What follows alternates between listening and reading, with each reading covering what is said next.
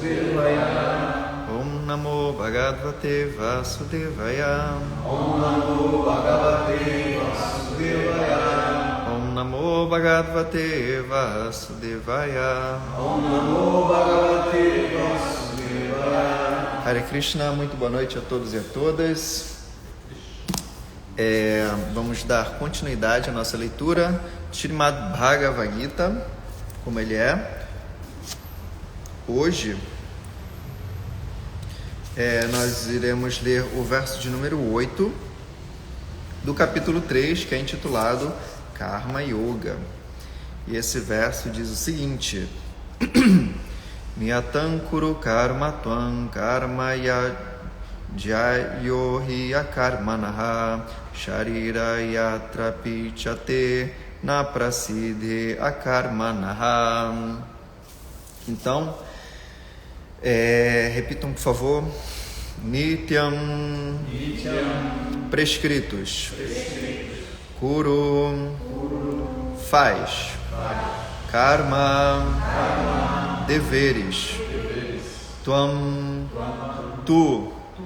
Karma, trabalho. Jyayaha, melhor. Ri, dê certo. Akarmanaha, do que nenhum trabalho. Sharira, corpórea. Yatra, manutenção. Api, até mesmo. Cha, também. Te, tua. Na, nunca. Prasidhe, é efetuada. Akarmanaha, sem trabalho. Então a tradução e significado desse verso é dado por sua divina graça Bhai Charanaravinda Bhaktivedanta Swami Srila Prabhupada aqui já. Executa teu dever prescrito, pois esse procedimento é melhor do que não trabalhar. Sem trabalho não se pode nem ao menos manter o corpo físico. Então, para quem não está situado ainda, nós estamos aqui no início do capítulo 3, que é intitulado Karma Yoga, e nós ainda estamos na primeira sessão desse capítulo, que começou com a pergunta de Arjuna, que foi... Qual foi a pergunta de Arjuna? Você está confuso, você acha que a Krishna dizer de forma direta o que deve fazer? Por que ele tem que, enfim, matar se isso vai gerar na espécie? Exatamente. Então, Arjuna perguntou logo aqui no início do terceiro capítulo, por que queres ocupar-me nesta guerra terrível, se achas que a inteligência é melhor do que o trabalho frutivo? Então, como a gente já falou, existe meio que um padrão em cada capítulo. O primeiro verso, geralmente, ele começa com uma pergunta de Arjuna, não é regra, né? Mas geralmente o capítulo começa com uma pergunta de Arjuna, e geralmente o início do capítulo ele vai assim dar uma continuidade ou no último verso do capítulo anterior, ou nos últimos 2 versos do capítulo anterior. Geralmente é assim, né? Por via de regra, mas às vezes isso muda, né? Como, por exemplo, no início do capítulo 4 é diferente. Aí aqui Krishna que vai começar a falar, né? No capítulo 4 ele vai falar um monte de coisas e vai deixar Arjuna mais perplexo ainda. Então isso é curioso. Arjuna ele pergunta primeiramente, né, para Krishna o que ele deve fazer. Só que aí Krishna vai falando certos assuntos que vão deixando Arjuna cada vez mais inquisitivo. E isso vai fazendo com que Arjuna vá mitigando as suas dúvidas. Então aqui começa dessa forma, porque desde o capítulo do verso de número 39, aqui ó, o verso 39 do capítulo 2, foi quando Krishna ele mudou o assunto. Antes ele estava falando sobre... Cadê? Opa, tô no capítulo 1. Aqui no capítulo 2, né? Então, no verso 39, Krishna, ele primeiro está falando sobre aqui o conhecimento através do estudo analítico, né? Então, porque a gente sabe que Arjuna, ele começou fazendo, assim, ele começou se lamentando, né? Ele falou, se eu lutar vai acontecer isso e isso, vai ter progenie desejada, as mulheres vão ficar desprotegidas, etc, etc. Aí, Krishna fala de uma forma muito dura, né? Engraçado, assim, no início do capítulo 2, Krishna faz o que a gente chama, né? E dá uma maciada em Arjuna, né? Ele fala, como que tais impurezas nasceram de você, isso não cabe para um kshatriya, para uma pessoa de conhecimento, você está agindo através de lamentação, enfim, né? Ele fala de uma forma muito dura. Só que aí, Arjuna, ele solta, né, o arco Gandiva, ele fica se lamentando, e o que acontece? Ele começa a tremer, né? Ele começa a ter ataque de pânico. E Krishna tem misericórdia dele. Aí é engraçado que acontece uma coisa, depois que Arjuna pede para que Krishna se torne seu mestre espiritual, o verso diz que Krishna, ele sorri, assim, ele dá um leve sorriso de canto de boca.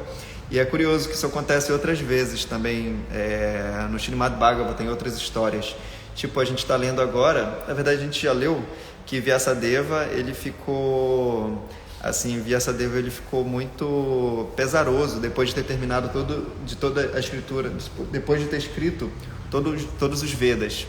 Aí quando Narada Muni chega, aí ele fala, né, ele tá igual Arjuna, assim, né, tá triste. Tem uma imagem, não sei se vocês já viram, tem os Himalaias atrás, né, os Himalaias, aí tá Vyasadeva, assim, triste, e tá Narada Muni, assim, apontando para ele, assim, com um rosto de fúria, é muito engraçado.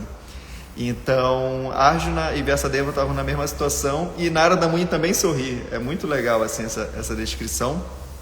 E a partir desse momento em que Krishna sorri, ele começa a falar filosofia, assim, uma filosofia muito, digamos assim, entre aspas, seca, né? Uma coisa muito filosófica mesmo, não tem muita, digamos assim, não tem muita analogia, é uma coisa bem Upanishad, assim. Quem já leu Upanishad já viu que a coisa é muito, assim, não tem uma firula, é aquilo e é aquilo, né?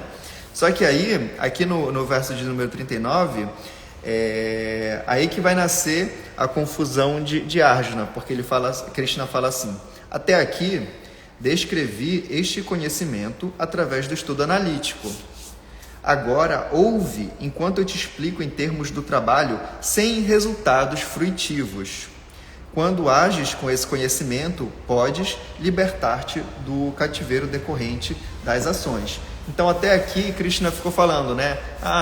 Nós não somos o corpo, a alma passa da infância à juventude, depois, quando a pessoa morre, vai para outro corpo, etc. Ele ficou falando dessa forma, né?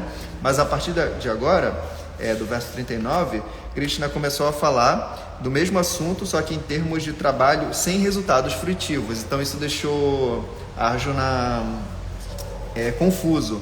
Aí, por isso que aqui no capítulo 3, Arjuna fala, né?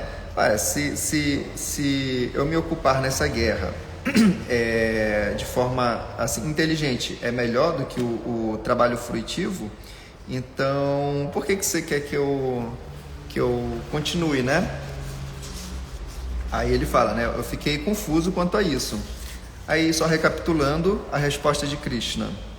Acabei de explicar que há duas classes de homens que tentam compreender o eu. Quais são essas duas classes de homens? Tadam! Valendo 10 pontos.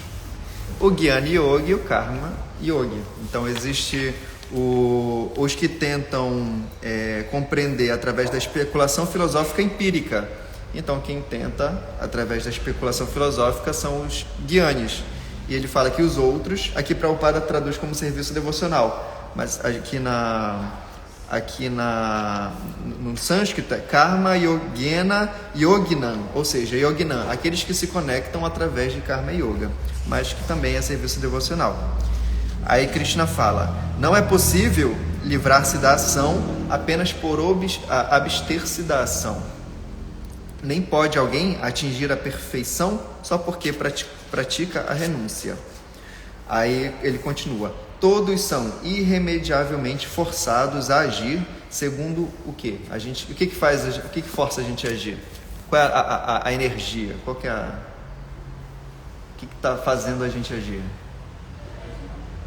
A natureza material, mas mais especificamente são os 3 modos da natureza material. Então Krishna fala: todos nós somos forçados a agir segundo as qualidades que adquirem dos modos qualitativos da natureza material. Portanto, ninguém pode deixar de fazer algo, nem mesmo por um instante. Aí Krishna continua: aquele que impede os sentidos de agir, mas não afasta sua mente dos sentidos, do objeto dos sentidos, de certo ilude a si mesmo e não passa de um impostor. Por outro lado, se uma pessoa sincera utiliza a mente para tentar controlar os sentidos ativos e passa a praticar Karma Yoga em consciência de Krishna, sem apego, ele é superior. Aí o verso de hoje: executa teu dever prescrito, pois esse procedimento é melhor do que não trabalhar. Sem trabalho, não se pode nem ao menos manter o corpo físico. Vamos ver o que Prabhupada fala sobre este assunto. Há muitos pseudo-meditadores que se apresentam como pertencentes à alta linhagem e grandes profissionais que falsamente alegam terem sacrificado tudo em prol do progresso na vida espiritual. O Senhor Krishna não queria que Arjuna se tornasse um impostor. Ao contrário, o Senhor desejava que Arjuna executasse os deveres prescritos designados para os kshatriyas. Arjuna era chefe de família e general de exército, em virtude de que era melhor para ele se manter nessa condição e executar os deveres religiosos prescritos para o kshatriya, chefe de família. Aí eu faço uma pergunta para vocês. Arjuna, ele era um grihasta e um kshatriya. E antes dele pedir abrigo para Krishna, ele falou que ele queria se retirar da batalha, né? Ele queria ir para a floresta meditar. Então ele estava agindo como quem? Assim, ele era um grihasta e um kshatriya, né? Mas ele queria agir segundo qual outra posição de varna e ashram? Como um brahmana e um sannyasi. Na verdade, eu acho que o mais técnico seria vanaprastha, porque vanaprastha significa aproximar. Vana é floresta, né? Prastha é aproximar-se. Então ele queria aproximar-se da floresta. Então ele queria agir como um brahmana e como um sannyasi, como um renunciante ou um renunciado, né? Sannyasi e vanaprastha. E não, ele era o quê? Ele era um kshatriya e um grihasta. Então ele na cabeça dele ele queria agir completamente diferente da sua própria natureza. E aqui Prabhupada, não só aqui, né? Quem está acompanhando sabe que Prabhupada está assim esculachando mesmo os farsantes, né? A galera que quer assim se mostrar externamente como um sannyasi, mas internamente está completamente apegado, né? Por isso que Krishna falou aqui: aquele que impede os sentidos de agir, mas não afasta sua mente dos objetos dos sentidos, de certo ilude a si mesmo e não passa de um impostor, um farsante. E Prabhupada está batendo bastante nesse ponto, porque assim, Prabhupada ele viu muito isso, né? Ele era um sannyasi, ele viu muito na Índia, assim, né? Várias pessoas fazendo isso como uma profissão, né? Assim, bota uma roupa, aí fica pedindo doação, aí quando chega em casa tem esposa, tem família, tem tudo, né? Enfim. Continuando, a falsa renúncia com a qual se pode ganhar o sustento nunca é aprovada pelo Senhor, nem por nenhuma escritura religiosa. Afinal, devemos subsistir por meio de algum trabalho. O trabalho não pode ser abandonado caprichosamente, sem purificação das propensões materiais. Muito bom. O trabalho não pode ser abandonado caprichosamente, sem purificação das propensões materiais. Então a gente tem que se manter naquela atividade até que as nossas propensões materiais sejam purificadas. Qualquer um que esteja no modo material, de certo se contamina com a propensão a dominar a natureza material, ou em outras palavras, ao gozo dos sentidos. Essas propensões poluídas devem ser purificadas.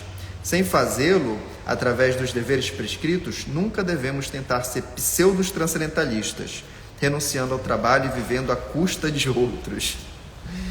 Om Gyana Timirandasya Gananjanan Shalakaya Chakshum Militanjanatasma Shri Gurave Namaha Shri Chaitanya Manobhistan Staptanya Nabhutale Swayam Rupa Kadamahyanda Datswapadantikam Namam Vishnu Padaya Krishna Prastabhutale Shrimate Chandra Mukha Swamini Namne Namam Vishnu Padaya Krishna Prastabhutale Shrimate Bhaktivedanta Swamini.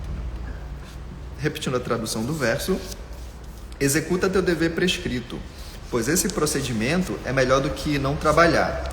Sem trabalho não se pode nem executar, não se pode nem ao menos manter o corpo físico. Então, fazendo aqui um breve comentário, hoje de manhã, na leitura do Srimad Bhagavatam, que a gente faz logo após o Mangalarati, a gente falou que, tipo aqui, né, a Bhagavad Gita tem 18 capítulos. E cada capítulo tem suas seções, né, tem suas subdivisões. Cada parte, assim, tem... Aqui está falando uma parte, aqui está falando outra. Tipo aqui no capítulo 2, né? Até o verso 39 está falando uma coisa. Na verdade, de 1 até o verso 9 é um ponto. Aí do 10 até... acho que até o 39 mesmo é um outro. Do 39 para frente são seções, né? Então cada capítulo tem várias seções e a Bhagavad Gita é tudo bem subdividida. Isso pro campo micro, né? Mas também existe uma divisão para o campo macro. Assim, se nós pegarmos a Bhagavad Gita, pegarmos as Upanishads, pegarmos todas as literaturas, existem várias subdivisões, né? Como eu já falei, tem as Upanishads, tem os Itihasas, tem os Puranas, enfim. E, assim, no geralzão, existem 3 divisões grandes onde a gente coloca tudo isso. E quais são essas 3 divisões dos Vedas?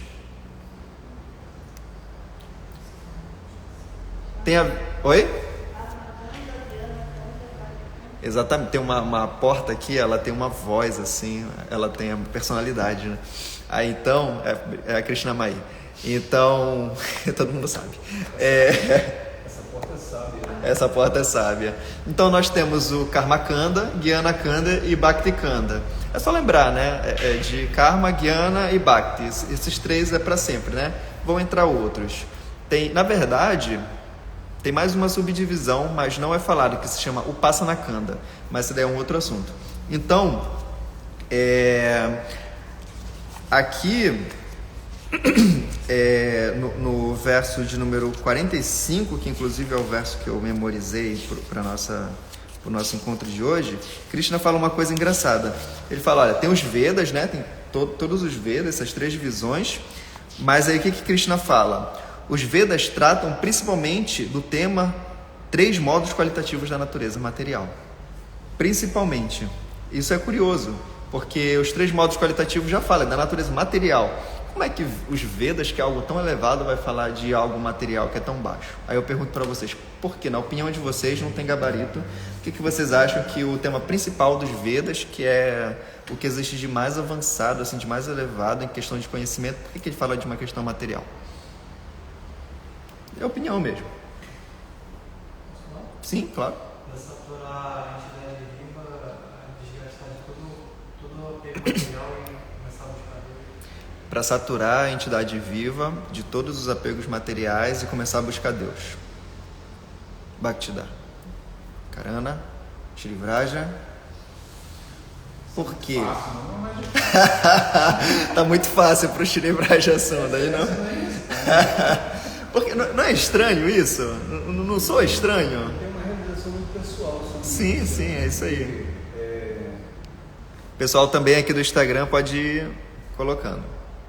O mais importante é você descobrir que você realmente não é o corpo, né? E realizar isso. Né? Uhum. Porque a gente fala muito sobre o seu corpo, mas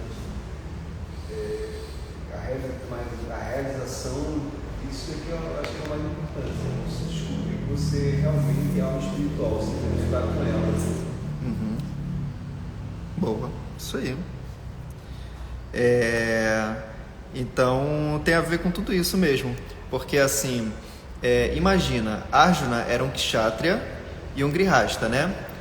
E imagina se assim, os Vedas eles fossem preconceituosos com todos aqueles que não são avançados e puros e transcendentalistas. Estaria todo mundo lascado, né?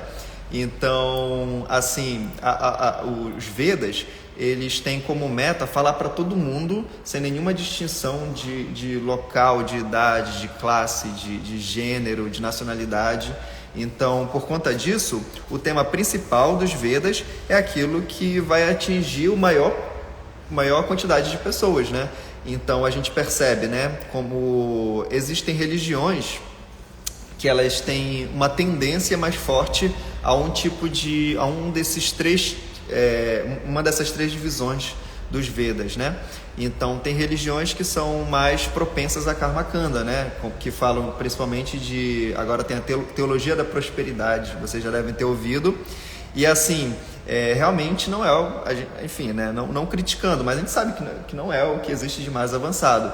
Porém, é necessário que exista esse tipo de ideologia, esse tipo de teologia, de filosofia e de sociologia, porque existem pessoas que estão no nível mais, digamos assim, mais grosseiro, e pelo menos essa gama de pessoas elas vão conseguir chegar num estágio, né? Vão conseguir subir um nível a mais. Então, assim, é necessário que exista assim um discurso para a grande população, assim, que realmente vai tirar. E a gente percebe que tem religiões que realmente tem um trabalho muito forte com pessoas que estão na Cracolândia, pessoas que têm alto grau de alcoolismo.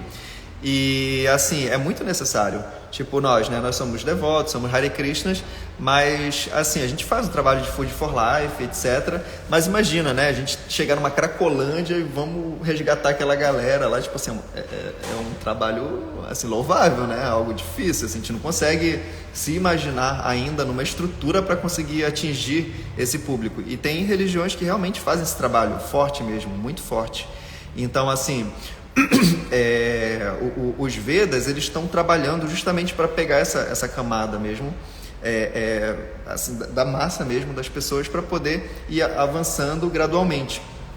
Então, cada pessoa, ela vai se, digamos assim, se puxando, né, como se fosse uma corda. E é engraçado, Guna, a palavra Guna, a tradução dela literal é corda. Porque corda é aquilo que nos prende, mas também corda é aquilo que a gente pode subir, né? Nunca tinha pensado nisso. Então, a gente não tem capacidade de pular etapas, a gente precisa ir degrauzinho por degrauzinho. Então, a gente já passou por aquela fase de estar realmente precisando de uma filosofia que nos puxasse, né? De um grau muito, muito grosseiro.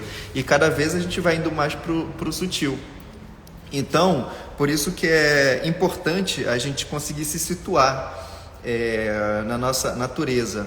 Mas para isso a gente precisa realmente ter um mestre espiritual que vai falar qual que é a nossa natureza e qual que é o momento que nós estamos. Porque se a gente for decidir, né, se a gente for definir, eu quero ser Brahmana, eu quero ser um sannyasi, eu quero ser um renunciado, eu quero ser um kshatriya, eu quero ser isso, quero ser aquilo, mas não é bem por aí, né? Não é a gente que observa.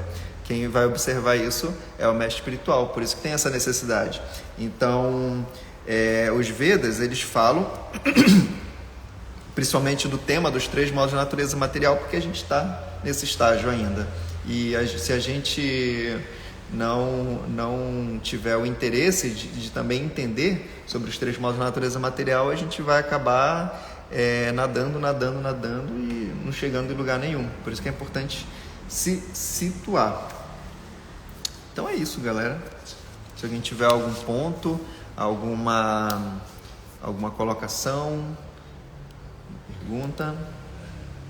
Eu tenho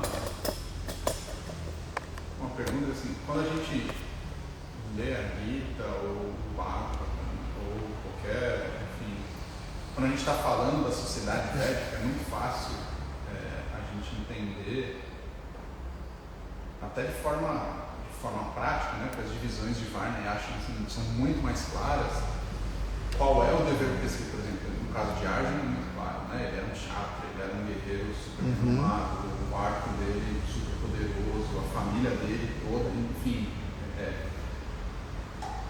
Agora, quando a gente traz isso para agora, né? 2024, Rio de Janeiro, aqui no centro de Bhakti Yoga, aqui no Rio, e o quão simples é a gente entender qual é o nosso dever prescrito, né? Para de fato agir de acordo com ele ali, né? enfim, a gente consegue agir para manter o corpo, né? Como o Prabhupada fala, né? Então, a gente consegue não agir. Só para manter o corpo a gente precisa agir, né? Você tem que minimamente respirar, se alimentar, então tudo isso já existe. Mas assim, quando esse não é o meu dever prescrito, né? Manter o meu corpo, né? Como a gente entende o que é, para entender se eu estou agindo de acordo ou não, né?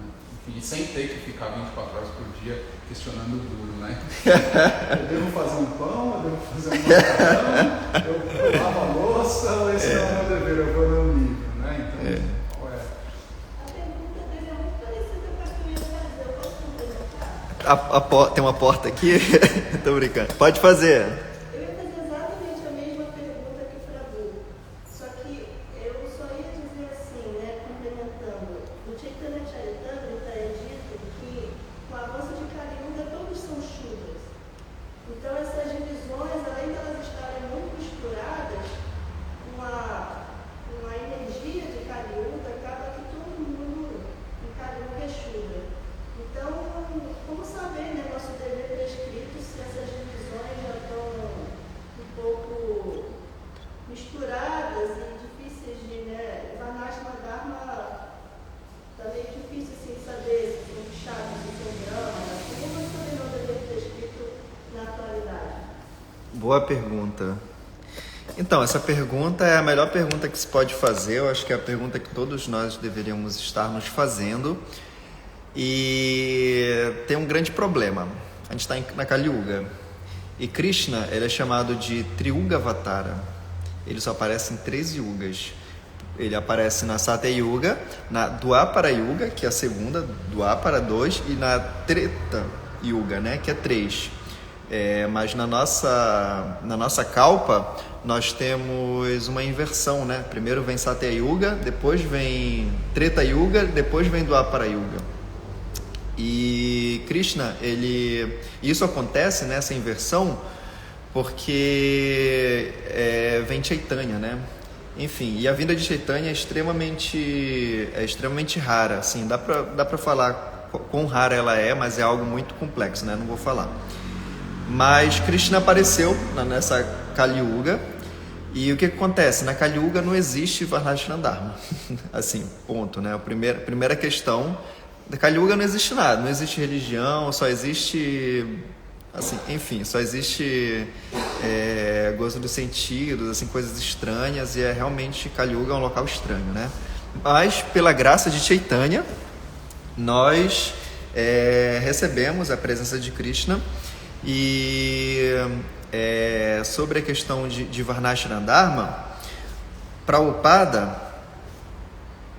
essa é a segunda parte da resposta. A primeira é que não existe na Kali Yuga Varnashram Dharma, porém, Prabhupada, nos 3 últimos anos de sua vida, 75, 6 e 7, né? Nos 3 últimos anos da sua vida, Prabhupada, ele deixou claro qual que era, assim, o que ele deixou, qual lição de casa ele deixou pra gente, né? E ele falou justamente isso. Ele falou, tudo que eu fiz nesses 12 anos foi apenas 50% do que precisava ser feito. Os outros 50% eu vou deixar para vocês. E que é justamente instaurar Varnashram Dharma no mundo. Então, instaurar Varnashram Dharma no mundo é a nossa meta, o nosso dever de casa, e é o que a gente tem que fazer. E assim, o Varnashram Dharma, primeira coisa que eu acho é que tem que ser muito bem compreendido o que é Varnashram Dharma, porque assim, sinceramente, a gente não tem uma compreensão muito, a gente não conversa, a gente não debate, a gente fala, tem os 4 Varnas, os 4 Ashrams, tem o comerciante, parará, mas uma coisa muito superficial, assim, extremamente superficial no meu ponto de vista. Eu acho que a gente tinha que conversar muito atualmente sobre isso, para poder dar encaminhamento na ISKCON, né? Porque Prabhupada fala, né? A gente tem que deixar de ser um movimento para se tornar uma sociedade. Então a gente tem que realmente se estruturar numa forma de sociedade e sair assim de algo mais, entre aspas, né? Mais amador. Só que qual o porém? A gente tem apenas 50 anos. Então, eu acho que a primeira coisa para a gente poder se situar no Varnashram Dharma, primeira coisa, entender o que é o Varnashram Dharma, não apenas assim saber de forma superficial. Acho que a gente tinha que conversar mais, debater, fazer mais, escrever mais livros sobre isso, enfim, falar mais sobre isso. E a primeira coisa, eu acho que sinceramente deve ser feito é apoiar todas as pessoas, assim, toda a congregação, todos os devotos, apoiar os pensadores da sociedade, que são os sannyasis, são os brahmanas.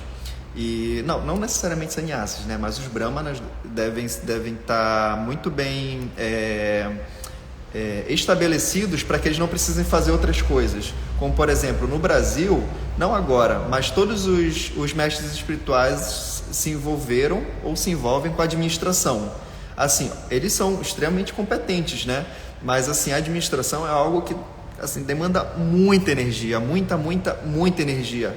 Então, enquanto esses mestres espirituais, eles não estiverem fazendo aquilo que é o dharma deles, né, que é pregação e cuidar dos devotos, enquanto eles tiverem que estar vendo se que horas que vai começar o programa, se vai ter que trocar a lâmpada, e fulano não tá, aí a escala de não sei quem, assim, aquela coisa absurda, assim, enquanto eles estiverem nessa mentalidade, né, tem que ajeitar a estradinha, aí o cano estourou, assim, realmente é difícil. Então a gente tem que apoiar muito, assim, tem que dar muita energia para eles, assim como na Batalha de Kurukshetra, né, logo no começo, quem é que fala? Eu acho que não sei se é o Yudhishthira, não, o Duryodhana, temos que dar todo o apoio pro avô Bhisma, né? Todo mundo vai lá e protege o avô Bhisma e tal, os Dronacharya. Então, assim, a gente tem que dar muito apoio e fazer com que auxiliar essa ponta, né? Os sannyasis, os mestres espirituais, a poderem fazer aquilo que eles têm que fazer. Pregação, pregar muito mesmo, e que eles possam pensar e possam cuidar para poder ver na frente, porque como a gente ainda não tem pureza, a gente não consegue ver o que vai acontecer na frente, a gente não sabe o futuro, e eles sabem o que vai acontecer, e agora no presente eles podem fazer assim as articulações, né? Porque Krishna está ali no ouvidinho deles, né? Está aqui toda hora sussurrando.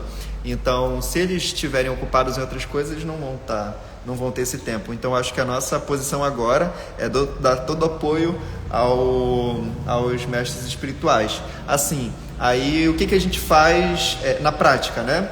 Eu acho que tem que fazer o que tiver de fazer. Infelizmente, eu acho que a situação que a gente está, tem que fazer o que tiver de fazer. Assim, não dá pra... eu sou isso, eu acho que não tá dando para escolher. Assim, vai chegar uma hora, tipo na Índia já tem, né? Tem tipo a gente recebeu aqui o Gauranga Prabhu, que é o presidente do Govardhana Eco Village. Lá é outro nível, lá é outro. A gente tem que aprender muito com eles, né? Mas a gente está no Brasil, é outro contexto. Então aqui a gente ainda está muito brotando, né? Então acho que tem que dar muita energia mesmo para proteger essas personalidades que tem, só eles, assim, sinceramente, na minha opinião, acho que só eles que têm realmente a capacidade de ouvir o que Krishna está sussurrando. Então a gente tem que dar muito apoio e fazer o que tiver de fazer mesmo. Né? Agora, né? Futuramente não. Aí depois que tiver estabelecido, né,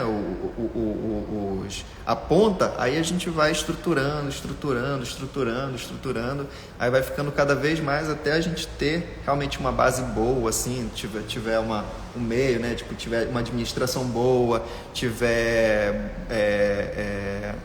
pessoas assim, trabalhando com comércio mesmo, para poder financiar os templos, enfim, toda uma estrutura legal. Mas, por enquanto, acho que é isso. Nosso dever é cumprir o que tiver de fazer agora. Não sei se responde. É uma opinião minha, tá? Não tá escrito, não sei essas coisas. Eu não. Então, Yadupriya, quero ser o servo do servo do servo de Krishna. Exatamente isso, Yadupriya. Tem que fazer o que tiver de fazer. O Yadupriya é engraçado. Ele é baixista, aí eu já contei essa história. Aí ele estava lá em Govardhana, ele é baixista e estava na cozinha. Aí ele falou que se fosse há um tempo atrás, se não fosse devoto, ele ia estar injuriado, assim, e não ia estar bem, ia estar triste, porque não ia estar participando lá da festa. E ele falou que estava muito feliz, assim, porque estava na cozinha ajudando e estava servindo. Então é um super exemplo, né? Então é isso. O Lila Govinda botou aqui: a energia material de Krishna, embora inferior por ser temporária, por ser de Krishna também é divina. Krishna fala isso, né? Esqueci o verso.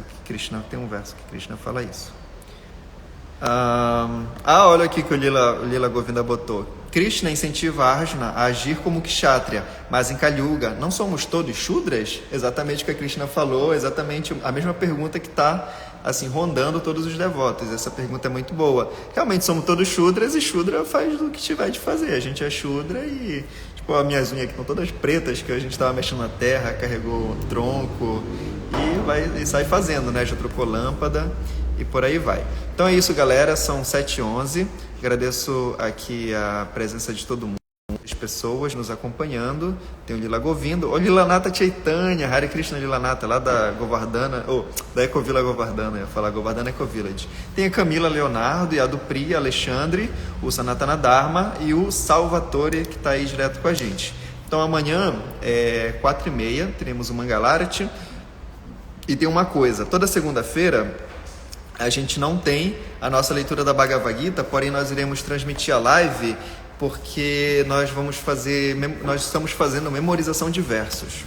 Então quem quiser participar, a gente vai abrir a live e quem quiser participar, a gente abre aqui para a pessoa participar, para aparecer também na live e pode apresentar seu verso. Está muito legal, muito divertido. A gente vai fazer hoje, inclusive, daqui a pouco, mas a partir da próxima segunda a gente começa a transmissão. É muito, muito, muito legal, assim, memorizar verso, é uma das coisas mais legais de se fazer. Beleza? Então é isso aí. Srimad Bhagavad Gita aqui já, Srila Prabhupada aqui já.